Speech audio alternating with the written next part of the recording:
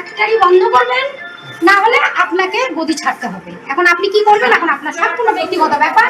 আপনি আজকেই আপনাকে ফ্যাক্টরিটা তালা মারতে হবে, তালা আপনাকেই আসতে মারতে হবে, আপনাকেই মারতে হবে। ওটা প্রশাসন বুঝবে, এখানে আপনাকে না, আপনাকে তাহলে ব্যবস্থা নিতে হবে, প্রশাসনের বিরুদ্ধে প্রত্যেকের সঙ্গে কথা বলতে হবে, তালা আসতে মারতে হবে। ভোট দিয়ে আমাকে এমপি বানাইছে, আপনাকে যত সম্ভব তাই হাতের বন্ধ করতে হবে, হাতের বন্ধ করতে হবে, হাতেরটা বন্ধ করতে হবে।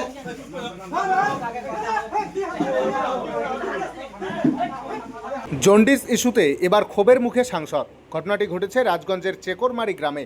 তৃণমূল বিধায়ক খগেশ্বর রায়ের পর এবার ক্ষোভের মুখে বিজেপি সাংসদ ডাক্তার জয়ন্ত কুমার রায়ও। বিজেপি কর্মীরা ওই বিক্ষোভকারীকে ধাক্কা দিয়ে সরিয়ে দেয়, আর এই ঘটনাকে ঘিরে এলাকায় বেশ উত্তেজনা ছড়িয়েছে। আজ রাজগঞ্জের চেকরমারিতে জন্ডিস ইস্যুতে গ্রাম পরিদর্শনে গিয়েছিলেন জলপাইগুড়ি জেলার সাংসদ জয়ন্ত কুমার রায়। গ্রামে যেতেই জয়ন্ত রায়কে দেখা মাত্র গ্রামের এক যুবক সাংসদকে বলে বসেন, দ্রুত হ্যাচারি বন্ধ করতে হবে, ভোট দিয়ে আপনাকে জিতিয়েছি, আমাদের কথা শুনতে হবে। এরপরেই বিজেপির সমর্থকরা ওই যুবককে টেনে হিঁচড়ে বের করে দেন সেখান থেকে। আর এই ঘটনায় রাজনৈতিক উত্তেজনা বাড়ছে রাজগঞ্জে। এই বিষয়ে তৃণমূলের ব্লক সভাপতি অরিন্দম ব্যানার্জি জানায়, গ্রামের মানুষ সাংসদকে অভিযোগ করতে গিয়ে কিছু বিজেপি কর্মী ধাক্কা মেরে বের করে দেয়। এটা ঠিক নয়, কারণ গ্রামের মানুষ সাংসদকে পেয়ে অভিযোগ করতেই পারে। এইভাবে সাংসদ গুন্ডাদের নিয়ে গ্রাম পরিদর্শন করতে গিয়েছিল মনে হয়। ঘটনার প্রতিক্রিয়ায় সাংসদ জয়ন্ত রায় জানান, আমি আজই দিল্লি থেকে এসে সোজা চেকরমারি গ্রামে পরিদর্শনে যাই, আর সেখানেই এই ঘটনা ঘটে। এতে তৃণমূলের রাজনৈতিক চক্রান্ত থাকতে পারে। চেকরমারি ঘটনাকে কেন্দ্র করে প্রথমে রাজগঞ্জ বিধায়ককে ঘিরে বিক্ষোভ এবং তারপর সাংসদকে ঘিরে বিক্ষোভ। এ যেন 26-এর মহাযুদ্ধের আগেই রাজগঞ্জে রাজনৈতিক মহল বেশ উত্তপ্ত হয়ে পড়েছে। সেখানে একটা সমস্যা হয়েছিল, সেই ভিডিওগুলো ভাইরাল হয়েছে। দেখা যাচ্ছে আপনাদের লোকজনের সাথে হাতাহাতি 30 ঘন্টায় সেই ভিডিও অলরেডি ভাইরালও হয়ে গিয়েছে। কি বলবো, কি হয়েছিল? চেকরমারিতে আমি গেছিলাম, ওখানে আমি জানেন আজকেই আমি এসেছি, আজকে রাজধানী স্টেশনে নেমেছি। আর কিছুদিন আগের থেকে ওখানে একটা যেটা চলছে সেটা হচ্ছে হেপাটাইটিস এ ভাইরাস ইনফেকশন এবং লেপ্টোস্পাইরোসিস আক্রান্ত হয়েছে বেশ কিছু মানুষ। তো সেখান থেকে আমাকে আমাদের যারা নেতৃবৃন্দ তারা আমাকে বারবার জানাচ্ছিল এবং আমিও বলছি আমি যখনই শেষ হবে, আমার পার্লামেন্ট শেষ হলে আমি তৎক্ষণাৎ চলে আসবো। তো আজকে নেমেই আমি সেখানে যাই, সেখানে এবং হাসপাতালের ডাক্তারদের সাথে যাই। বাইরে ইনভারমেন্টাল আমি সিএমওইচ, এখানকার এমএসডিপি এবং সিনিয়র যারা ডাক্তার তাদের সাথে বিভিন্ন রকম পরামর্শ, তাদের সাথে কথাবার্তা বলি এবং যাতে এটাকে যাতে যত সম্ভব প্রিভেন্টিভ মেজার্স এবং অ্যাক্টিভ মেজার যাতে নেওয়া হয় সেটার জন্য বলি।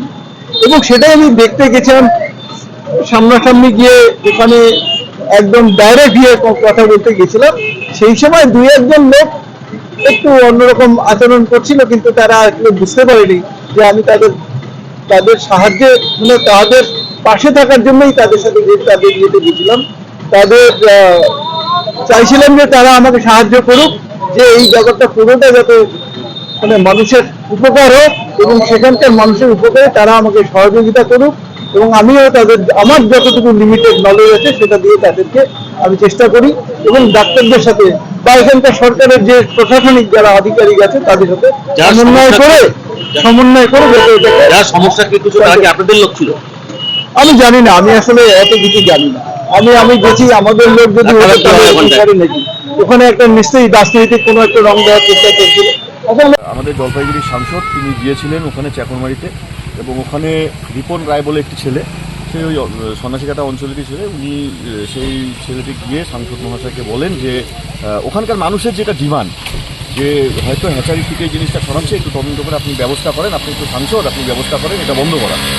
অদ্ভুতজনকভাবে যে একজন জনপ্রতিনিধির কাছে একটা মানুষ যে তার কথা বলার চেষ্টা করছে, তাদেরকে ওখানকার একজন দেখলাম, সে তার নাম সম্ভবত রঞ্জিত দাস, বিজেপির নেতা, সে তাকে কলার ধরে টেনে নিয়ে গেল, নিয়ে গিয়ে তাকে মারধর করা হলো। এবার আপনারা কয়েকদিন আগে নিজেরাও ছিলেন, দেখেছেন যে আজকে ওই এলাকার মানুষ সন্ত্রস্ত, তারা ভয়ে আতঙ্কিত এবং তাদের মধ্যে থেকে কিছু ক্ষোভ সেটা বের হতেই পারে এবং তারা কাকে জানাবে, জনপ্রতিনিধিকে জানাবে। সেদিনকে একজন ওনাদের বিজেপির নেত্রী, তিনি হাসপাতালে যখন বিধায়ক সাহেব গিয়েছিলেন তিনি বলেছিলেন বিধায়ক সাহেবকে, এবং মানে অনেকটা বলা যায় তার ভাষাটাও সঠিক ছিল না, আপনারা সবাই দেখেছেন। সেই একটা আক্রমণাত্মক ভাষায় বারবার বলছিলেন যে কালকেই বন্ধ করতে হবে হ্যাচারি। সেই বিজেপির নেত্রী যে আন্দোলন, যেই দাবিটা তুলেছিলেন সেটা নিয়েই তো ওই ছেলেটা গিয়েছিল। কিন্তু যখন এমএলএ সাহেবকে বলে এমএলএ সাহেব কিন্তু বললেন যে আমি কথা বলবো ডিএম ম্যাডামের সঙ্গে এবং প্রশাসনের সঙ্গে কথা বলে চেষ্টা করব।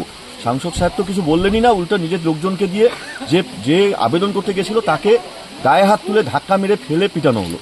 এর তীব্র প্রতিবাদ জানাচ্ছি এবং আজকে একজন জনপ্রতিনিধি যদি এরকম মস্তান সঙ্গে নিয়ে ঘোরেন, ধিক্কার জানাই এরকম জনপ্রতিনিধিকে। রাজনৈতিক উদ্দেশ্য, রাজনৈতিক পতাকা নিয়ে তো কেউ যায়নি। আজকে ওখানকার মানুষ সাংসদকে 5 বছরের মধ্যে প্রথমবার তাকে পেয়েছে হাতের সামনে। ওখানে একটা হ্যাচারি হয়েছে, তারা এমএলএ সাহেবের কাছে আবেদন করেছে, তাহলে কি ওটাও রাজনৈতিক? এমএলএ সাহেবকে যেটা বলা হয়েছিল সেটাও কি রাজনৈতিক চক্রান্ত ছিল? আজকে ওখানকার মানুষের তো দাবিটাই এটা যে তার বাড়ির সন্তানরা পড়ে আছে হাসপাতালে, তাদের দাবি এটা যে এখানকার কিসের থেকে হচ্ছে সেটা বিশ্লেষণ করে যদি হ্যাচারির থেকে হয় তাহলে হ্যাচারির বিরুদ্ধে একটা ব্যবস্থা নেওয়ার জন্য। এর মধ্যে রাজনৈতিক চক্রান্ত এখন তো এটা কেউ তো ওনাকে ভোটের জন্য চায়নি। তৃণমূলের লোক গেলে, তৃণমূলের বিধায়ক যখন আমাদের গিয়েছেন তাকেও বলেছেন, কিন্তু আজকে ভাষার পার্থক্য দেখবেন। সেদিনকার বিজেপি নেত্রী যেভাবে আঙুল তুলে কথা বলছিলেন, ফোনটা শুদ্ধ রিসিভ করতে দেননি, তাকে কিন্তু কোনো প্রত্যুত্তর করা হয়নি।